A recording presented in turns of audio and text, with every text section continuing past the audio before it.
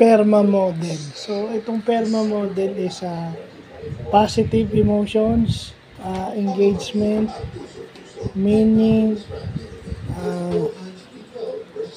hindi. Positive emotion, engagement, relationship, meaning, and achievement. So, ito daw yung nagbibigay ng isang fulfillment sa isang tao.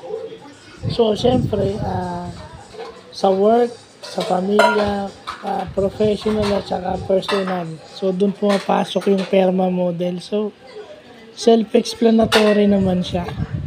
Hindi naman kailangan ng i-elaborate. So, may ganyan pala. May ganyan pala sa psychology. No, na positively reinforces itong mga bagay na to.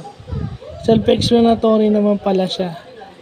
Pero dito mo rin makikita na dapat merong kang right people around you. Yun yung pinaka-importante ron eh. Right people behind you kasi hindi mo magagawa yung natitira, yung P, yung E, yung M at saka yung A kung wala kang right people around you.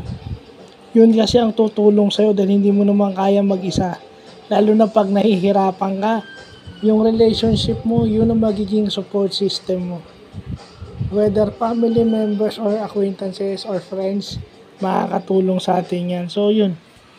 Yun yung importante nakikita natin yung PERMA model na buti na i-vlog natin ngayon.